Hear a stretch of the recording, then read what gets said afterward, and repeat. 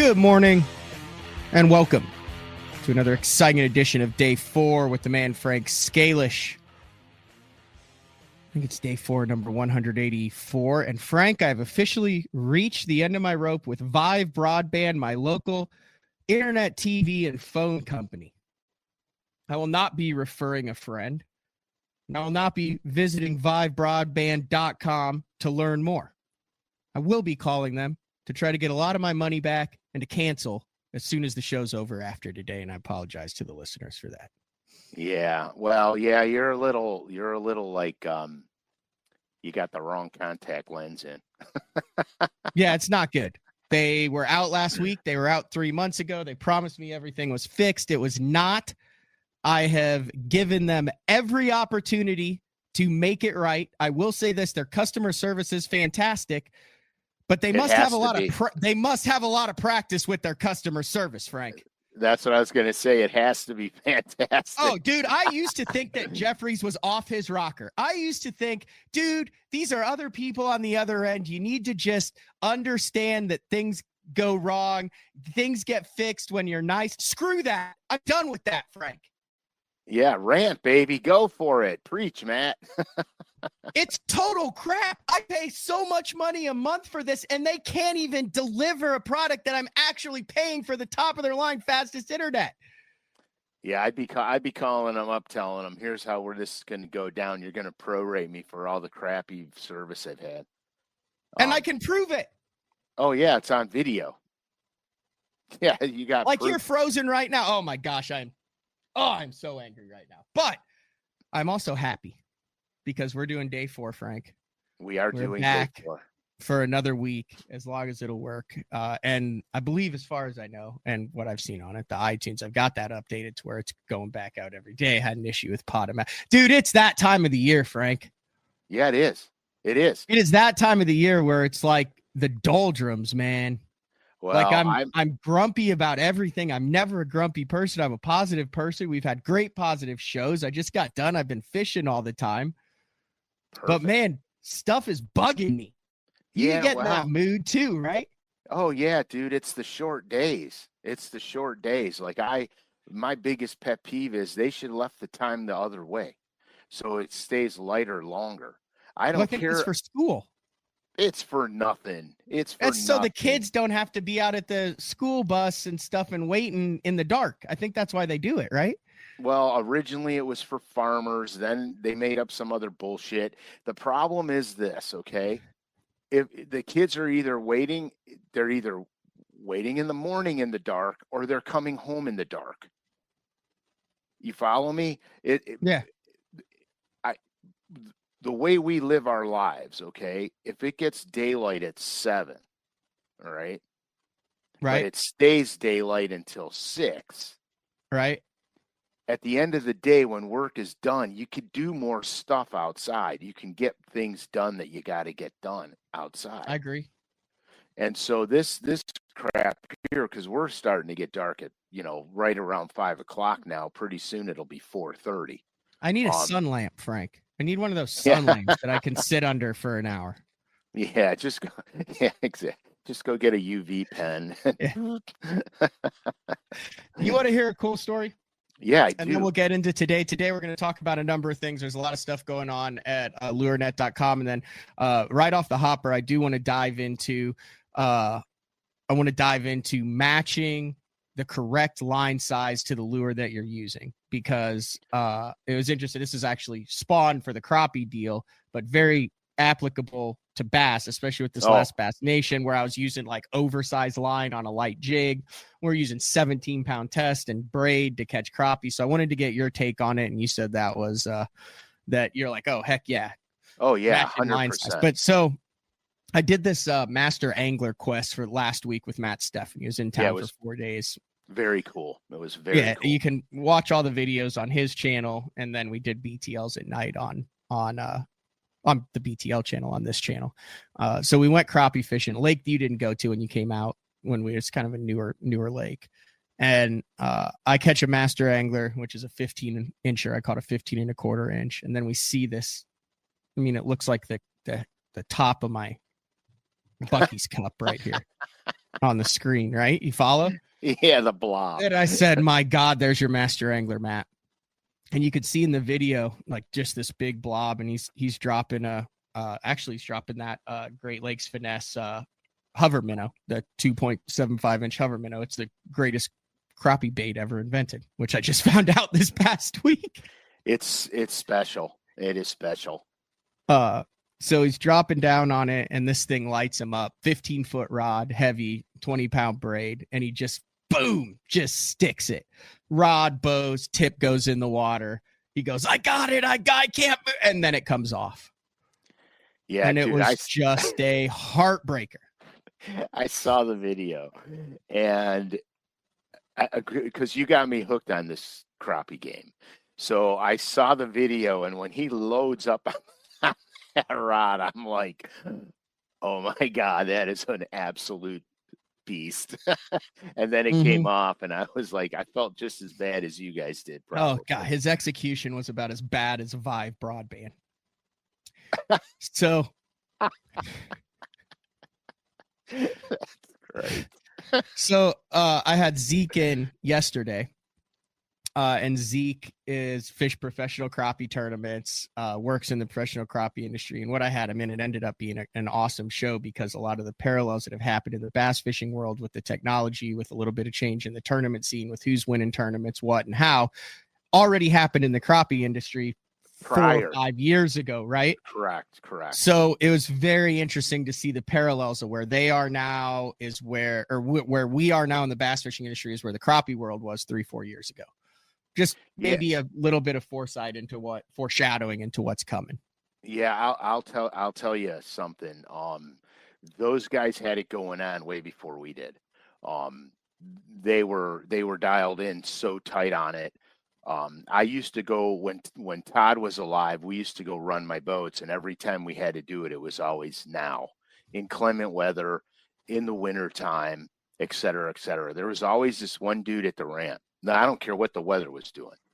He was always there. And even if the weather was crappier than Vive broadband? Yeah, even if the weather was as bad or worse than your broadband, this guy was there. And he was a crappie dude. He had all the long rods. He had everything, okay?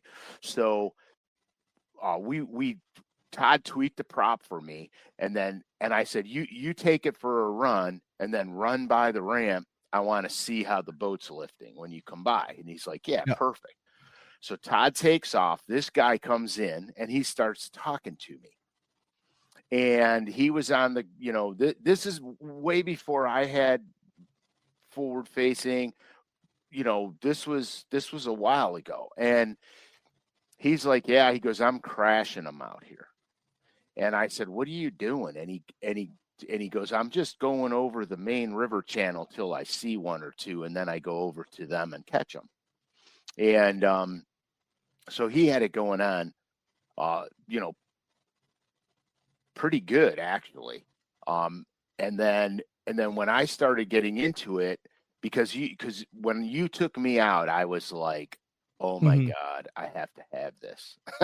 I was like a kid, man. I have to have this. It's not like, nah, I'm not going to have it. I have to.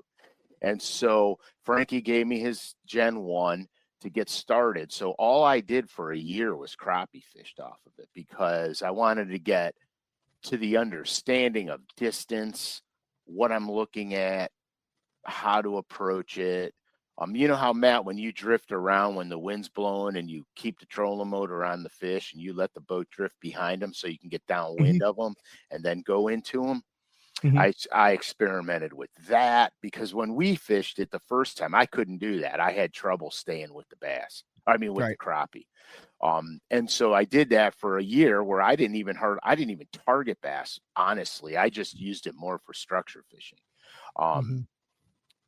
But now I'm playing the game.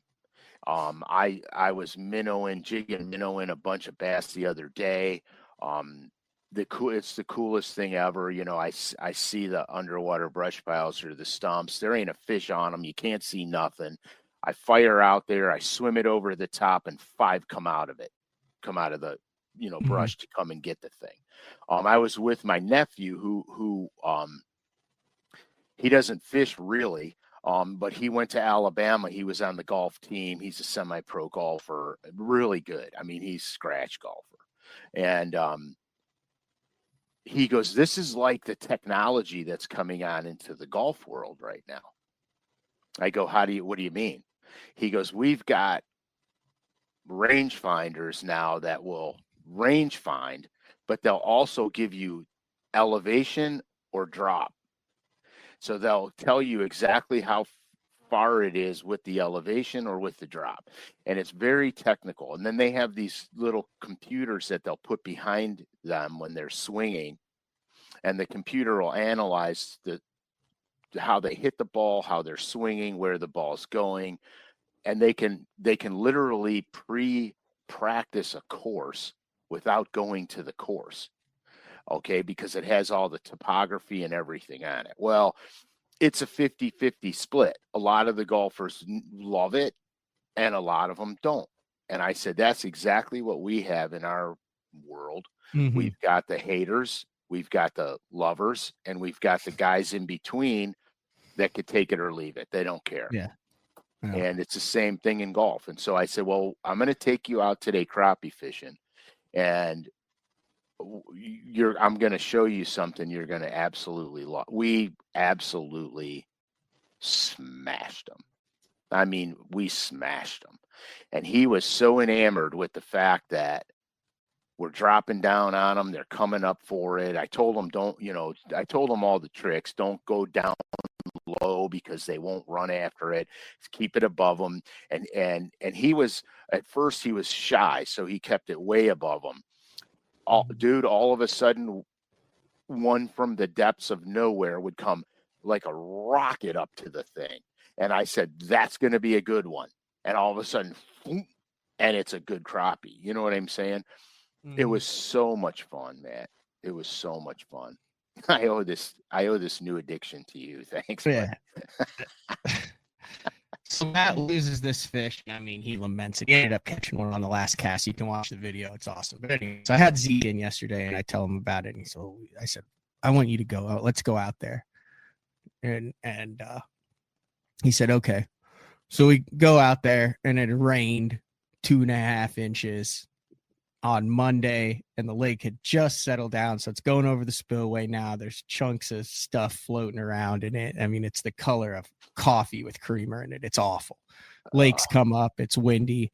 He's like, we don't even need to launch the boat. I was like, let's just give it a shot. So we get down there, and I'm putting a rod together, and he drops the trolling motor. And not 5 minutes later, I hear him say, oh my gosh. And then he goes, I got her. And the rod's just buried. Oh my gosh. And he's like, it's a giant. And it comes in, and it's like right at 16 inches, which is a big crappie. Yeah. Big, giant, tall fish. And the first thing I notice is it's got that bait buried dead center through the cartilage of the top of its mouth, right? And there's a big freaking hole right in the paper mouth on the right-hand side. And I'm like, well, we're the only people who've been crappie fishing out there in weeks, right? And if you catch a crappie that size, 99% of the people are going to throw it back. And it was within 50 feet of where Matt Steffen had lost that giant crappie on the scope 4 days earlier. He caught the same damn fish, Frank. Dude, come on. How heavy was it? This is the crazy thing. He said it was probably the oldest crappie he had caught. It didn't have any belly to it. It was only a 202 or a 206. But it was huge. The frame on it was huge. Holy so like I told Zeke, I said, dude, he goes, I swore that was a 3-pounder.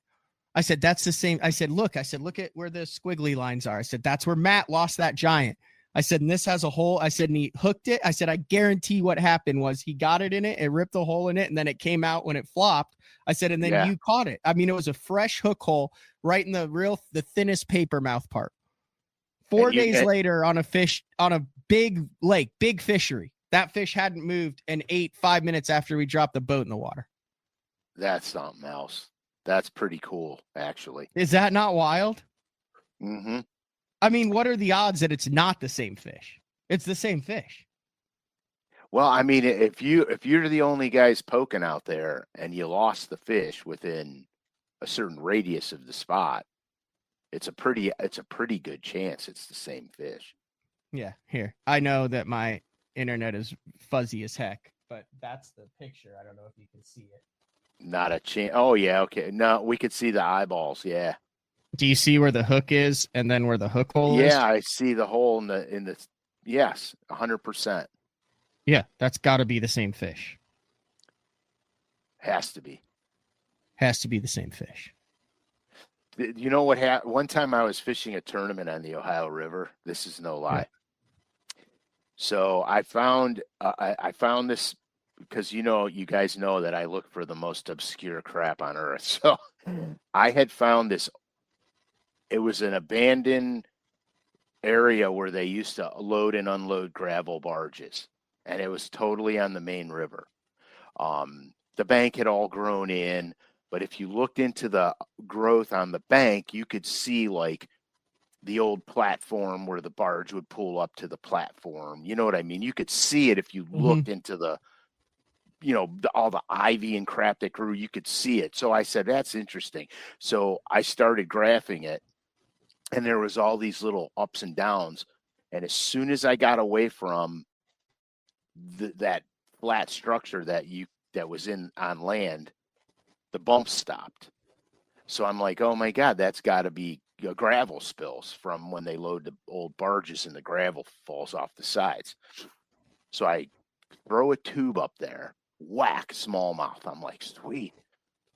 Throwing, whack, another smallmouth, sweet. So I leave the spot alone. In the tournament, it was a team event. My buddy and I said, we got to go there. We'll get a limit of smallmouth in 10 seconds. We run over there. I fire a cast out there, whack, smallmouth. He fires out, whack, smallmouth. We throw him in the live well. I throw out there again, boom, and I go, oh my God, I hope that's a smallie and not a drum. It's a pretty good one. I'm fighting it. My tube, I break the tube off, okay, because it's gnarly. I break the tube off. I'm like, holy crap. So instead of setting down, retying, I grabbed a crankbait. And I fired the crankbait out there, and I'm grinding it down. I hit the gravel pile. Wham, I got another one. I go, this is a good one, dude. I get it in, right? We net it, and my tube is in the roof of its mouth. I literally just broke it off, and I caught it like 2 seconds later on the crankbait. And I was like, oh, my God, because up into aside from a bedding bass, okay, I've never broke one off and caught it like almost on the next throw. I didn't think that was possible. You know what I'm saying? Yeah. But it was. And I got the tube back, and I just took the tube out and retied it on the rod I broke the tube off of. It was kind of crazy. So who was I talking to? That wasn't you, that they're in a tournament and both guys caught the same fish on a Carolina rig. No, that wasn't me, but crap, it dude. Might have been Kurt Dove. I heard it was not a team tournament. And they both were Carolina rigging on the same spot, and they both got, one guy got a bite and the other guy went to reel in and he had a bite too, and they were fighting the fish and there wasn't any line. I mean, they both had a fish on and they got it in, and the fish had two lizards in its, like, inside the mouth. Like, it wasn't like one ran down and got hooked. Like, it was hooked inside the mouth. And they took pictures. They called the tournament director. And if I remember this correctly, the tournament director allowed both anglers to weigh that fish in their bag. So like one guy weighed that fish in, and then they took that fish and put it in the co-angler's bag, and then he got to weigh that fish too. So that fish actually was weighed twice because they couldn't determine who had caught it, who had the first bite. Like, it was landed simultaneously. The hooks were in this same position. I cannot remember who that was. It was someone that I've had on the show that's talked about it. That's got to be like the one in a million. It's got to be the one and only time that's ever happened. Oh yeah, 1 in a million. 1 in a billion. So yeah. So here's the thing. Here's one thing that'll never happen to those guys. They will never win the lottery. Yeah. Because they used every ounce of luck that they had. And what they did was they said, tag that fish, mark that fish so you know exactly which one it is. Right. And then they like, I don't know whether they did a little fin clip at the weigh-in or something to make sure it was the same one, but each of them came up, first guy weighed it and then they put it in the second guy's bag. Now it'd have been different if, one hook was outside the mouth, because then how do you know it didn't get on the line and slide down? But it was, that fish went boom, boom. And one of the guys didn't realize he'd had a bite, but they don't know which guy it was. That is unbelievable. That's a great fishing story, actually. And think about how many people you fish with, and you know how sometimes it goes, especially offshore. When you're on them and you're catching them. And just think about that has never ever happened. You know what I mean? It's just like, it's a crazy story. Before we get into today's show, Dennis Miller said this is his first day 4, not looking out the windshield going down the highway. He's retired now. So I think we ought to give Dennis the old shout out for. We got to give him a shout out. First day 4. Not looking through the windshield. Oh yeah, not down looking. The highway. Okay, yeah. Meaning he just retired. Now he's at home with his feet kicked up, living the good life. Okay, well, Dennis, if your feet are kicked up, living the good life, I want to do before we get into the guts of the show, which is going to be a good one today. I want to talk about something here. Black Friday sales are going on now, and they'll go through December 2nd on LureNet. Here's something that's kind of important. If you sign up for the newsletter, you'll get 15% off that purchase. Okay. Not on sale items, but here's the catch. They're going to do a $500 gift card for LureNet drawing for all the people that sign up for the newsletter or that have signed up for the newsletter. So you're already signed up for the newsletter. You're in. Yeah, you're not going to miss out. When do you have to sign up by? Well, clearly before Black Friday ends, which is December 2nd. So this is really good. So it's basically you're going to win a $500 shopping spree is what you're going to win. Hey, did we ever get the? I'm going to get there. Okay. I know where you're going. I'm going to get there. Okay. Also, all Norman crankbaits right now are 50% off, but it ends tomorrow at 8 p.m. Which is November 22nd, 8 p.m. Friday. Yeah, Friday November 22nd, 8 p.m. 50% off all Normans? All Norman crankbaits, 50% off. So you don't want to miss that.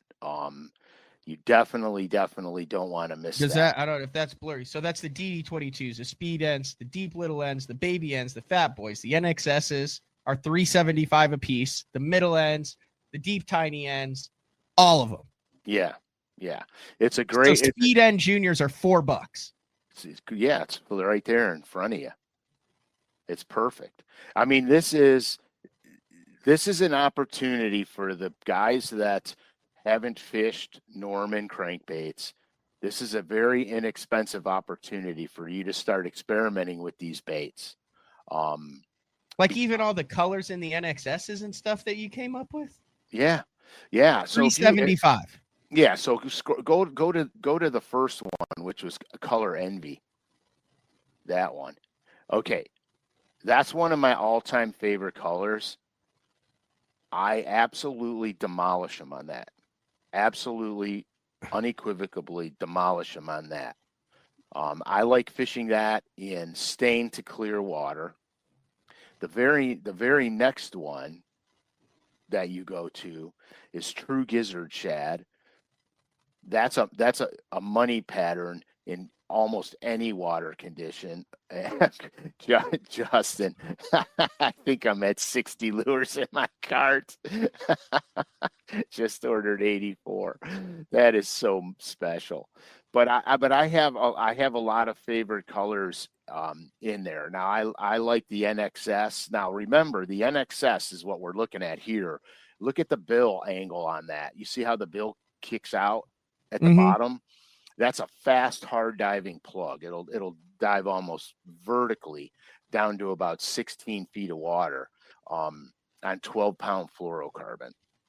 On a good bomb cast, you can get it deeper.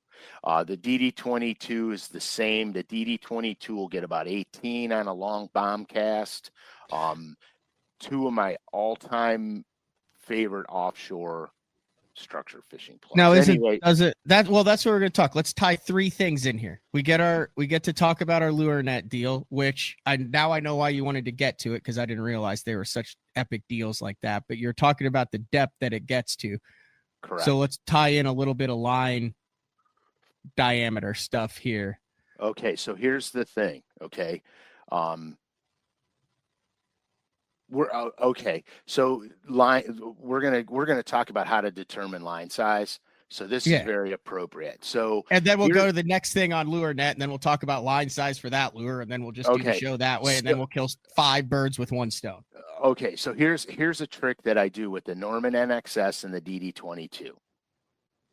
If I want to fish them shallower, I bump the line size up. So my starting point with those baits for offshore structure fishing is 12-pound fluoro. 10 scares me because they can root. They root hard in the bottom. So 10 scares me because you could get abrasion, line abrasion, and break off. So 12 I'm comfortable with. But when I want to shallow it up, I'll go to 14, 17, or 20. So every time you bump up a line size, you lose about 8 inches to a foot of depth on the bait. At every 2-pound test, like if you go from 14 to 16 or 12 to 14. Correct. And so here, I'll give you a perfect example. I was filming a video on a lake. It was summer, and absolutely demolishing them, okay, on the deep divers. Yep. We needed to get more B-roll for the video. We had gone back 3 days later to get the B-roll. Unbeknownst to me, they dropped the lake 3 feet. And I was out there with the 12-pound line, and I was fishing the exact same structure, and the baits were just pounding the bottom. And I'm like, man, that's not what I remember from the other day. I was just touching stuff, and the baits would deflect, touch and deflect, touch and deflect. I said, I got to change line size. We got to shallow them up. And I went to 17-pound fluoro and absolutely blistered the fish. And you went back to ticking. Yeah, I went back to just touching stuff, And so run through that. What is the inch or the dive depth that reduces per? It's about 8 with diameters, but as a general rule, it's about 8 to 12 inches per bump up in line size. So if you're throwing, if you go 10, to 12, if you go to 10 to 12, well, 10 to 12 is close. Okay, so 12 to 14 would basically be 12 foot to 10 foot, or 12 foot to 10 and a half foot. Yeah, and then if you go to 17, you lose another 8 to 12 inches. If you go to 20, you lose another 8 to 12. So if you go from 12 to 20, you're taking a few feet of water off that bait, which gives you the ability to fish a bigger bait shallower more effectively. Yeah, which you've talked about in their whole shows on grinding big baits up shallow. That's a big thing on Grand right now, is to take a big oversized square bill. There's a number of companies that make a big, the size of your fist, but throw it on 20 to 25-pound tests. So instead of getting on the rocks in 6 to 8 foot, it's staying just above it. Whereas if those things go 8 to 10 foot if you throw it on 10-pound test. Correct. And that's where that's a trick with line diameter for crankbaiting, for example. Mm-hmm. There's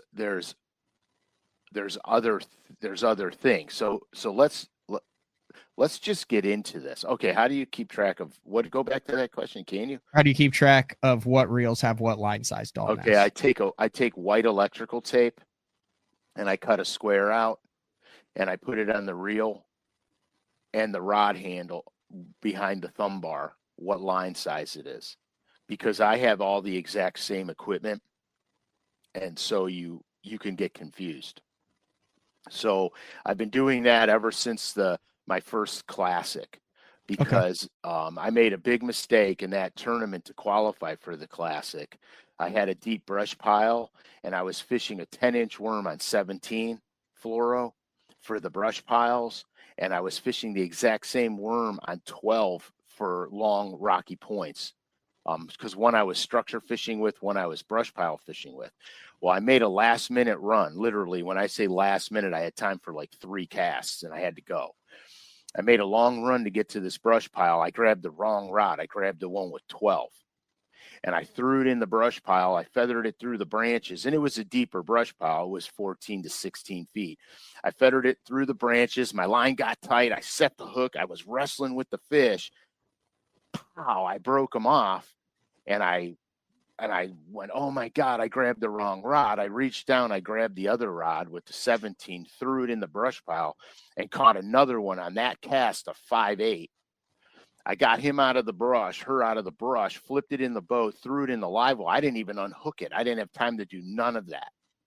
I didn't even unhook it. I just threw the small fish back, threw that one in the live well, closed the lid, and ran to the check-in boat. Mm-hmm. Had I not made that mistake, that's 2 probably 5-pounders I could have put in the boat. Oh, I fished out there the day after, and I caught a 9.7 with that exact same bait, that worm you're throwing in its mouth. I was like, what are the odds? Yeah, what and are it was the like odds? In a bush. What are the odds? There's a 10-inch blue fleck worm down his throat. Yeah, it was. I was like, look, someone was, and I remember I said to my buddy, I said, why would this guy be throwing this on 12 in this bush? Yeah. It seemed like really light line, but yeah, it was a 9.7. It was my biggest bass to that date. First cast. Yeah, perfect. Thanks, Matt. Appreciate it. But yeah, so that's when I started labeling the rod, and I've been putting the label on. Okay.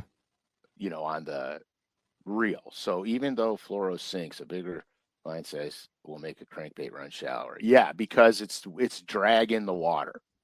Okay, now here's what I'm going to tell you, because this is part of what we're going to go over today, but we're just going to go wild. We're going anywhere. So here's what I want to tell you. Okay, some crankbaits will not run good with heavy line. You kill the action on them. So as you're bumping up your line size, you may have to change a brand of a crankbait to get it to run properly. This is the most important thing when you're messing around with line diameters up or down the scale. There are baits that it affects the action on. And my rule of thumb is I always use the lightest line I can get away with. And one of the bullet points that I have written down, one of the bullet points is lure action. So you don't want to hamper the lure's action. The minute you start to change the action on the lure, you're changing its effectiveness. And how do you know if you're changing the action of the lure? A lot of times with crankbaits, you can feel it or see it. When you run it by the boat, when you're reeling it in, you could see it. It's got it doesn't do the same thing. It's the wobbles maybe not as tight. It's not as true. It's hard to tune. There's a lot of factors. Or with live scope now, it's real easy, because you'll cast it out, you'll be reeling it in, and you'll see it starting to wane from where you're throwing it. Mm-hmm. It's not running effectively. It'll swing on you. So you want to watch that. The DD22 and the NXS will take damn near any line size you can have and still run perfectly, which is why when I lean on those baits very hard. The fat-free shad is pretty good with the heavy line size, the bigger one, the 7, the fat-free shad number 7. Is not so affected by line size. Now, the smaller versions, once you get over 17, they're not running right. Same thing with a deep little N. The deep little N will take 14 like a champ, 17 shallow, not over cranking it. But if you start over cranking it, you're going to have some issues. So typically, the bigger the bait or the bigger the body and bill on it, the heavier you could go. When you get into the Correct. smaller baits, they're more affected because Way they're more. more impacted. Way more. So, okay, so since we're talking about this, we're going way out of order, but it doesn't matter. So, jerkbait fishing. Yeah. I learned decades ago, when one of the only jerkbaits on the market was really the suspending Rattling Rogue and the original suspending Pro Rogue. Um, Smallmouth fishing on Erie, I would line down that thing. I would throw it on 10 and 8, because I wanted to get it way deeper in the water column. And the reason being is when you're fishing over 20 feet of water, I try to cut the distance in half, so because the smallies will run 10 feet to get the bait if they can see it.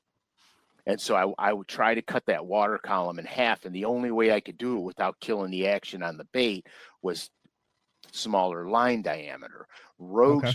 Rogues were incredibly susceptible to weight placement.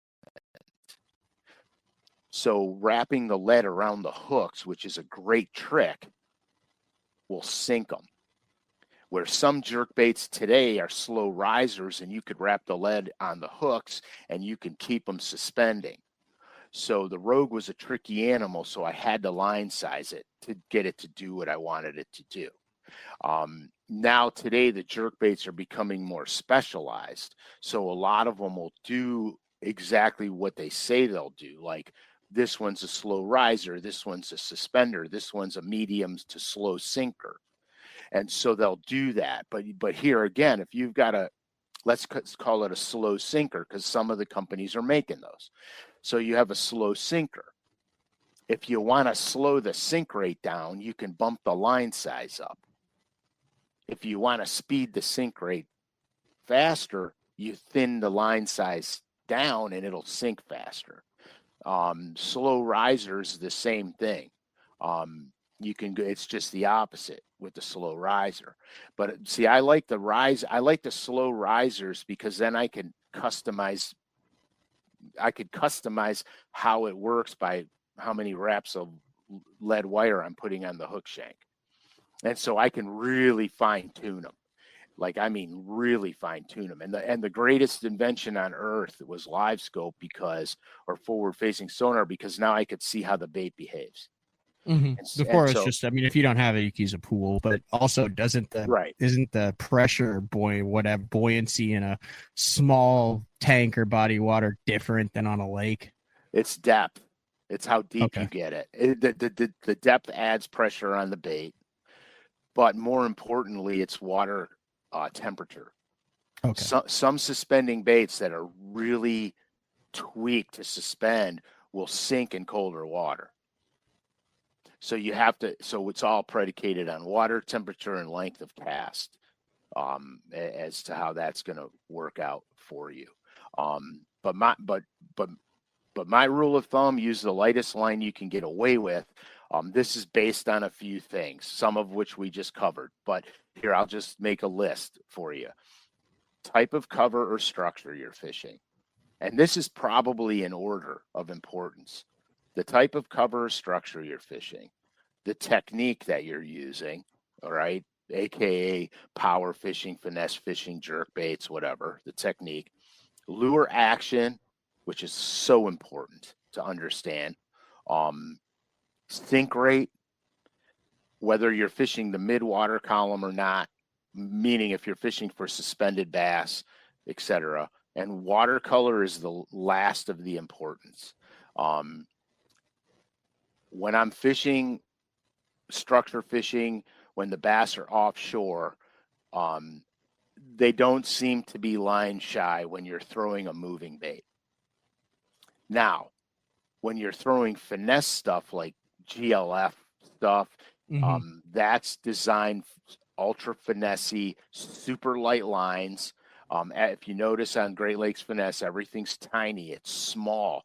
It has to move. It has to undulate. You can't do that by bumping up line size. You kill all the strike characteristics of the bait by going too heavy of a line diameter with the finesse stuff. So you have to stay light with that stuff. So these are important things that you have to keep in play in your mind every time you're out there doing stuff. You know, I like spinner baits and stuff like that. Even if I'm slow rolling them, I seldomly go less than 17 fluoro on them. Yeah, I think Christie uses 22. Yeah, he does. Spinner baits most likely. Yeah, but that I think is also allows him to throw a 3/4 ounce spinner bait. You know, obviously blade size depends it, but it also allows him to throw a 3/4 ounce spinner bait in 2 foot of water without it just dredging the bottom. Correct. Absolutely correct. And that's, you know, and that's another game I play with spinner baits is I play the weight game. Because sometimes I want to swim a spinner bait and float it, where then I'll use a very light spinner bait like a 1/4 or a 3 ounce and I'll overblade it. So I can float it in the water column. I can slow it incredibly down and just feather it over the stuff, and it literally like looks like it's floating. And then there are times when I want to slow roll it on ledges. I'll drop the line diameter a little bit so it sinks faster, and I can just drag it along the bottom. So just stuff to keep in mind. On the GLF stuff, they said if I'm using 10-pound braid and 6 to 8 pound fluoro leader, is that light enough for the GLF stuff? Yeah, I don't see an issue with that. Dan, the designer of the stuff, loves 6. Yeah, he's been on the show numerous times. He's also on smallmouth. I mean, he's been on a bunch, so I know, dude. I was just following Epic Eric's story on Instagram, dude, and he's up there on Ontario with Travis, and they're legitimately catching multiple 7s every day. They're catching, I think they had 21 over 6 in a day. That's great. And yesterday, Eric was throwing the GLF, the Great Lakes Finesse stuff. Epic Eric, he's been on the show before, and he was using 3-pound test steelhead leader and caught like a 6.2 on it.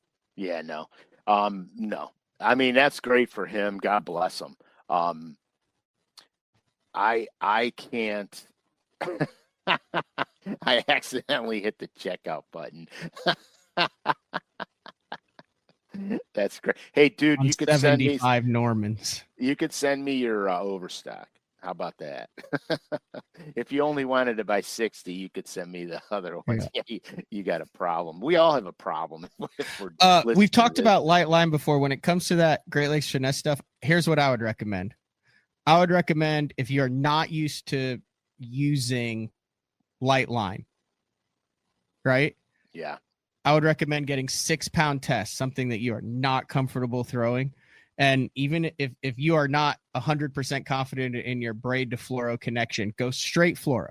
It's going to get tangled or something, but go somewhere where you know you're going to catch something big. And it doesn't even have to be a bass. You'll be amazed when you aren't putting shock into 6-pound tests. Like, I mean, you're not slacklining it like your mat flipping in Florida. How much pressure you can put on 6-pound test, and do it in a non-tournament setting when nothing is on the line, to where if you lose it, it's not going to ruin your day.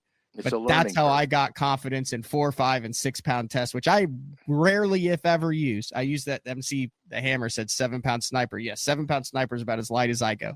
But it's amazing what you'll find you can land on 4, 5, and 6. So then when you're using 7, 8, 9, even 10, you're like, oh, this is like rope compared to what that floss is. And you can still have fish when you're set up right and you have the right drag, that are peeling drag, that you're leaning on as hard as you can. They're stretch it. Like if you're breaking it, make sure it's not at the knot, make sure it's not a knot issue, make sure it's not a leader issue, make sure it's not a too stiff a rod issue or a drag with a sucky reel issue. As long as all that's there, you can lean on fish with 6-pound test. Yeah, you can. I've caught some giant steelhead on 6. I've caught, carp over 20 pounds on 6. It's crazy. But here's the thing, okay? Your rod choice is going to matter at that point. If I'm throwing light line like that, I'm usually using I'll use a Powell 763, which is light for most of my applications, but not light line, or a 764 Powell. it has a soft enough tip where it can handle the line, but it's got some backbone where you're not going to be like fishing reeling it in on a noodle. You have power in the rod, but you're not killing you're not killing your line because the tip is adequate. So, I mean, dude, I throw a spinning rod a lot. I will almost always start with 9. Even on this Great Lakes finesse stuff, I'll start with 9. If I'm getting bit regularly on 9, no, I'm going to go up to 10. And if I'm getting bit regularly on 10, I'm going to go up to 12. I'm going to go up until I notice, especially if you're smallmouth fishing clear water where you're getting bites, I'm going to continue to up my leader size up to 12 until I notice a significant drop in bites. If I start with 9 and I'm not getting as many bites as I think I should, then I'm going to go down to 8, then I'm going to go down to 7, then I'm going to go down to 6. So if you start in the middle when you go out fishing, finesse fishing, that allows you to set a baseline as long as you're kind of doing the same thing in the same areas. And then, or once you start getting bit on something, and then actually see how much line diameter makes a difference in your presentation and in your number of bites. Exactly. 100%. Like I'll throw a lot of my flick shake and wacky rig stuff on 8. I'll go to my braid to 8-pound fluoro connection because I want a sink rate issue. If I'm fishing extremely shallow, like 2 to 3 foot shallow docks, the docks that sometimes on the flatter sides have the bass, then I'll bump the line size up because then it sinks super slow, but I only have 2 feet or 3 feet of water to sink in. If I'm fishing it on grass edges where I need it to sink, 8 to 12 feet, I'm going to 8 because it's gonna give me a little better sink rate at 8, and then I can, it's more of a controlled thing on the way down the grass edges. So it's technical, but Matt, you hit it out of the park. You can experiment with it because it's not difficult, and every day could be different. Sometimes when it's really windy out and you're throwing a light bait with a slow sink rate, you got to go lighter line because you have to cut the wind resistance down. Yeah. And I think it's situational. I don't think you can just say, oh, well, smallmouth are line shy or these largemouth don't care. It's 100% situational. Pete brings up a good thing. Like, yeah, I mean, there's times drifting on the St. Lawrence. I use 12 and 14 because I'm drifting with it. Well, there's literally guys that are out there also using 5 and 6 in the same stuff. They're just fishing a different style. They're not dragging in it totally is dependent. Now let's get this. Let's say you're a kayak angler, you're a bank angler, you got 1 rod, 2 rods that you're taking down with a number of different baits. You want to crank a little, you want to throw a spinner bait, you want a Texas rig. You want to, you're not going to sit here and have 18 different lines in the boat and 30 different rods.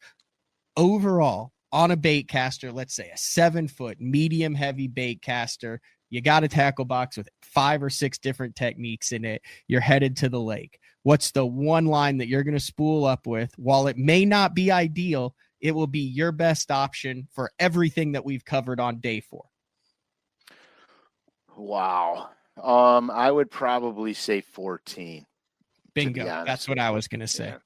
I would 14-pound fluorocarbon line.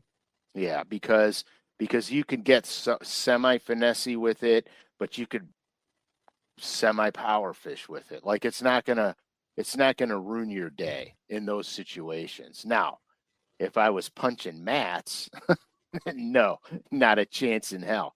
But for most of those techniques, you can get by with 17.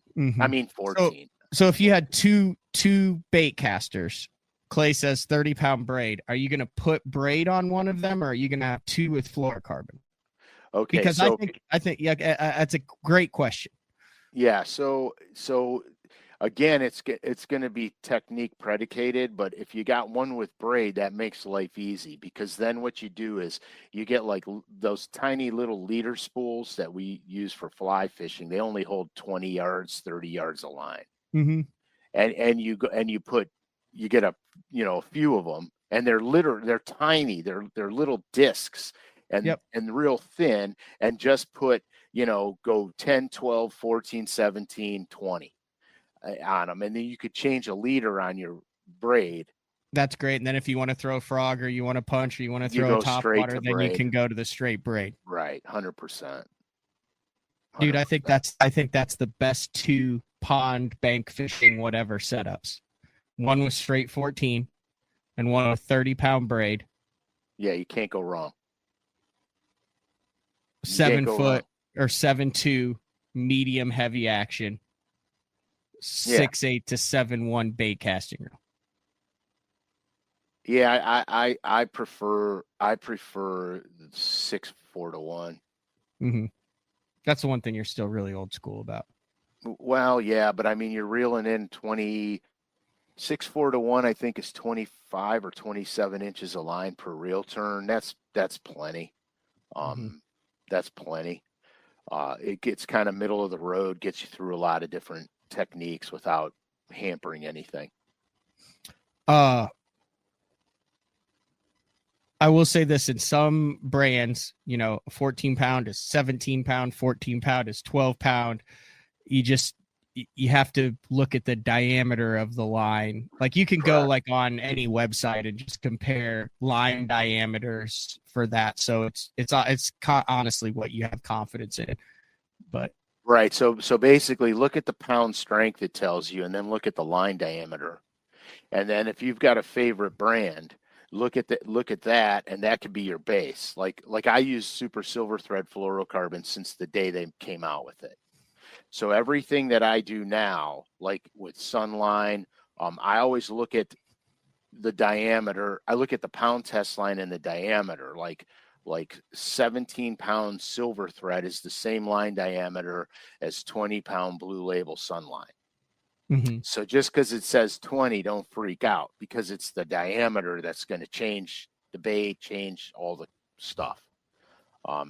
So just compare pound test line and line diameter to a line that you're familiar with using to give you a base. And then if you branch out to different brands, you know where you're at. All right. Let's go back. So we kind of got a little sidetracked there, because we got the Norman lures at 50% off, and then some Great Lakes Finesse stuff for LureNet for the Black Friday specials. Right. Now, here's the thing. A lot of the specials are going to change daily. Oh, okay. So if you're on the newsletter, you will get the announcement prior, so you don't miss it. How do you sign up for the newsletter? There should be something in there. Oh, right here at the bottom. Right there. Subscribe to our newsletter. Yeah, it's real easy. I mean, it takes 2 seconds. There. I just subscribed. I literally just subscribed. I wasn't subscribed to it, Frank. There you go. I'm subscribed. Took 2 seconds. Mm-hmm. And so now you'll get all the pre-notifications when something's going to go on sale, and it's going to, and they do it with the special color runs that we do with the signature series. You'll get all the notifications prior to when it pops, so you won't miss out on it. When was the last time you actually spooled up with the old Silver Thread? I'm down to my last several spools of 17, and I got. It's still good. Yeah, well, I keep it in a temperature-controlled soft cooler in the basement. Cryogenically frozen. Yes, like Ted Williams' head. Yeah, it's still good. The problem is some of the line that, like, I leave some spare spools in my boat, so if I'm on the water and have trouble, I can respool. The heat and the cold and the sun deteriorate or weaken the line over time. And that's when you got to be careful. So like if I'm going to 10, I'll wrap it around my fingers and I'll pull it and see if it breaks easy. If it breaks easy, then I got to get rid of that spool and replace it. The other thing is tying a knot with it. If it's breaking every time you tie the knot, it's no good. Get rid of it. So you got to be careful with old line, how you store it and how you keep it. I got you on the 17. He's got 15 spools left. Yeah, but I don't know where you keep it, Hoss. Probably in his garage, where In his microwave. It gets in his microwave underneath the sun lamp. No, they haven't sold silver thread in like a decade. Oh yeah, it's been long gone. But when I was fishing Bassmasters and they first came out with it, this is how fast I fell in love with it. I was on Okeechobee, and they said, "Hey, here's samples of our fluorocarbon. What do you need?" I said, "Give me 14, 17, and 20." So they gave me the 14, 17, and 20. So I spooled up for it in practice. All right. I went out and practiced, and I hooked a few. And I'm like, holy shit, this stuff is great, man. You could feel the bites better. The knot strength was insane on it. And I was like addicted to it. I literally spooled up for the tournament. And it was the second time I ever fished this stuff. I spooled everything I had with it, except my top waters. I spooled everything up with it. And I've been addicted to it ever since. So when I was sponsored by them, they would give you a certain monetary allotment for product back then. All I got was tungsten weights and silver thread fluorocarbon. I do remember the tungsten that came out. Oh yeah, it was ludicrous back then, wasn't it? It was so bad. But here I found it for you. In the blurriness, there it is on eBay. $59.20 for 3,000 yards of 20-pound super silver thread copolymer. Right, but that's not the fluorocarbon. No, that's the clear. That's the copolymer. Is that the original silver thread? Negative. The original silver thread was actually silver in color, which is why they called it silver thread. Super silver thread is what they called it. It's called super silver thread. The copolymer was super silver thread, and then the fluorocarbon. Yeah, that's AN40. That's that silver color. Yeah, that's that silver gray color. But yeah, you're going way back, man. You're going way back in time. Also, you might find a woolly mammoth back there. Also, while I was on eBay, hopefully this shows up. The whole signature series has made its way to the dark web, Frank. Oh no. No. Yeah, but that's good for the guys that are missing one. That's really good. $45. $13.50, $9.50, $50. Buy it now. $49. Yeah, well, that was the first release. Go back to the Fat Boy. The Fat Boy. That was Charbroil. Charbroil was the first signature. Yep. There's a couple rusty buckets out there, some wounded thread fins. Yeah, that's fabulous, man. There's one that's got two bids on it. 1 hour, 59 minutes left. 2 bids, $30. That's perfect. But yeah, so and then there's going to be some stuff coming up on Black Friday. There's going to be a buy 2 get 1 on the Smithwick FX series Rogues.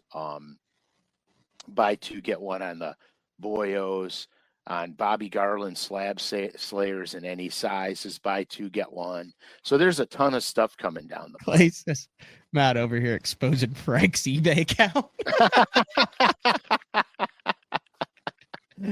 No. I don't even know how to, dude. We're gonna have a truth or session right now. I don't even know how to use eBay. That's I said next week we've got a polygrapher and we're both gonna get hooked up, and for an hour we get to ask each other fishing questions hooked up to a polygraph machine. That is so great. Oh my god. That is so funny, man. Oh, that would be legendary. So the Black Friday specials change. None of those Black Friday deals work. The BTL code does not work on any of those Black Friday specials. If you want to add anything that is full price on that. Correct. As well. That is correct. Yeah, you can use the LureNet Loyal Listener code, which is capital BTL24, which is 15% off regularly priced items. But all that stuff is 50% off and stuff that doesn't count towards it. Right. Anything that's on sale, you won't get the BTL discount code. It's on for regular priced items. Yeah. Remember when we had the talk about the gift cards for listeners? Oh yeah, shoot. Giveaway? Yeah, that was my talking point that I forgot to. That's why I We thought maybe you digress. were going there. Yeah, I was going there 100%. So what's going to happen is, starting in January, day 4, Matt and I are going to create some kind of contest. It's not going to be a contest. It's going to be a drawing, basically. And we're going to give a $50 gift card away every 2 weeks to you guys for being such loyal fans to the show. The gift card will be for LureNet, and it's not going to be an actual physical card. It's probably just going to be a code, certain digit code for each person. So there'll be nothing to mail or anything. We can do it, text you. Here's your code, boom, and you got $50 gift certificate towards LureNet. And we're going to do that every 2 weeks. I'm not sure for the length of time, but it's going to be for a while. Okay, because I think we need to hook Dennis up with one of those. It was already suggested by a couple people on there for retiring, and one of the first things he did is jump on day 4 to watch it. He's got a little time on his hands now. $50 could hit. If Dennis hit us up in January when that starts, and if you're on there, we'll hook you up with one of the cards. How's that sound? Yeah, for sure. Let's do that. DM me or email Matt at basszone.com or DM me at SCALISH_fishing. And we'll get you set up. The fans are fabulous. You guys are great. Some of the DMs I get are hysterical. Some of them are so intelligent. It's great. I mean, it's just great. David said he has his lowest number of each signature series lure in his gun safe. They're getting saved, and I'll display them. I take one of the other ones that goes in the boat. Also, before the end of the year, we need to have the Bass Fishing Hall of Fame winner as a guest host on with us. Yeah, Joey Mac and Cheese. That's his nickname now, Joey Mac and Cheese. Today is the 21st. Thanksgiving is next Thursday, so no show next Thursday. Let's have him on after Thanksgiving. Yeah, so that would probably be December 5th. Okay, so wait a second. So Thanksgiving is the 28th? I don't know. I think so. Yes, it is. So that's next Thursday. Is it going to be chaos in the Scalish household? It's starting already. All the kids. You're going to have like babies and kids? Babies, kids, significant others. Thank God you've got a functioning bathroom.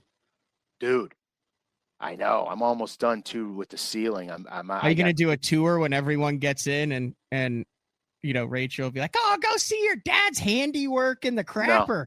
And show everyone through and be like, this is where the subfloor was. This is what, because my parents came to the house. They hadn't been here for like 3 years. And I literally had to do a room by room tour. No,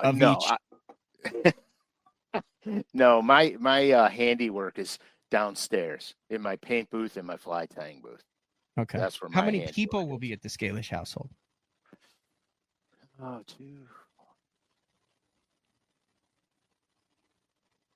8, my family 8, and then Rachel's brother's coming in town, and her sister, her husband, and one of their kids. So over a dozen. 15.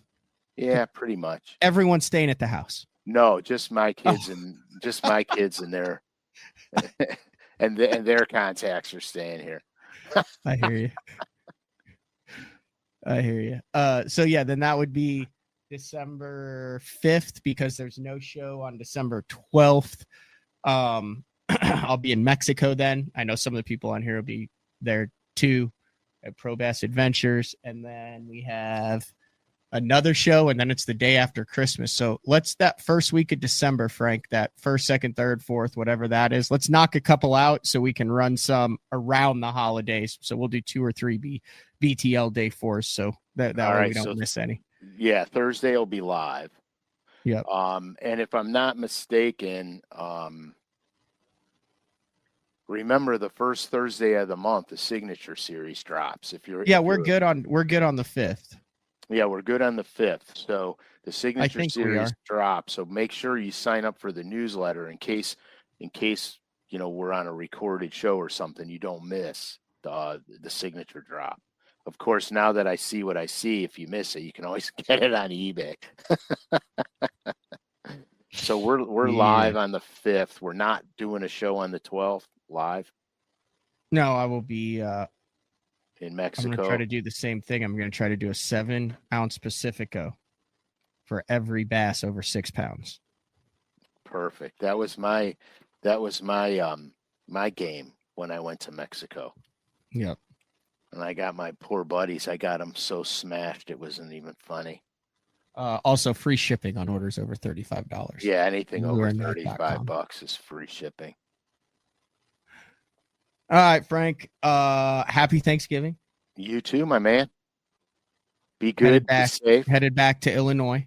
Maybe we'll be able to get a little bit of crappie fishing or power plant bass fishing in there. The power plant lakes are fun, dude.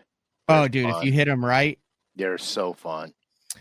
I've had a couple power plant lake bites over that Thanksgiving and Christmas break where you get on the water and it's 15 degrees outside, but it's one of those deals where you get closer and then the foam and the fog is like 2 feet above the water, so you can't actually see the surface of the water, and then they're eating buzz baits. Oh yeah, 100%. And it is the most fun because you literally cannot see the bait get smoked, but you can hear it, and you've got the fog, and you have to wait till you feel them. That's when your hooking percentage goes through the roof because you can't see the strike. No early hook sets. No premature setting. No. All right. Outstanding. There you go. There's the music. All right, this has been another edition of Day 4 with the man Frank SCALISH. Happy Thanksgiving to everybody on the 28th. Don't forget to check out the daily lurenet.com deal. Sign up for the newsletter. Get that. Appreciate each and every one of you, and we will talk to you in a couple weeks. See ya. Adios.